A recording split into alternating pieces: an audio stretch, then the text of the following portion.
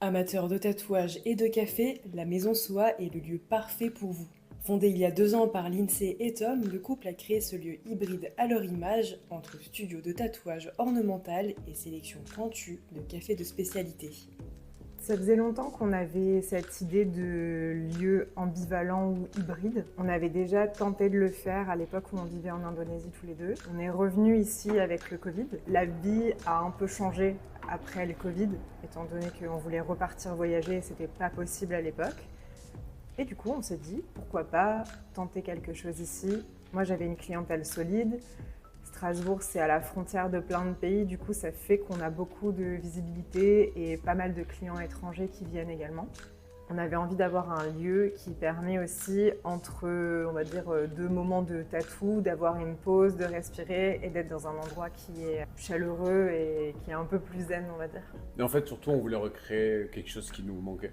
Et on voulait un endroit en fait où chacun pouvait s'exprimer en fait. Ma femme, elle fait du tatouage, elle a sa partie tatouage. Moi, j'aime beaucoup le café et la gastronomie, donc en fait, on a cet espace-là pour ça. Nous, on essaie de trouver des torréfacteurs qui ne sont pas forcément les plus communs dans les alentours. Comme ça, les gens peuvent venir tester en fait sans arrêt et découvrir des nouveaux torréfacteurs, des nouveaux arômes, plein de choses, parce que le café c'est un produit de saison. Donc on ne va pas avoir les mêmes origines, les mêmes terroirs, les mêmes arômes à proposer.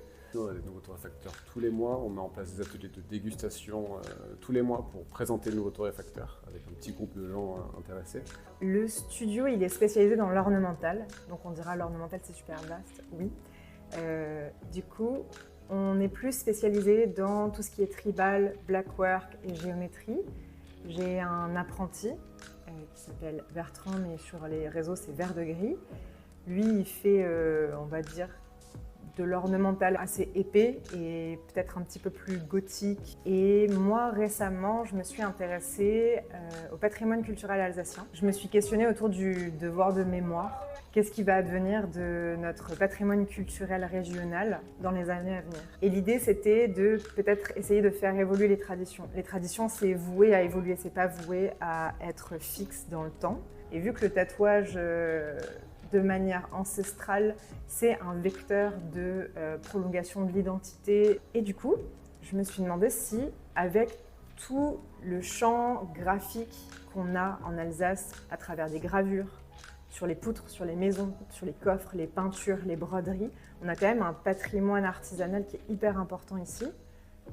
Et d'en faire quelque chose du type tribal alsacien.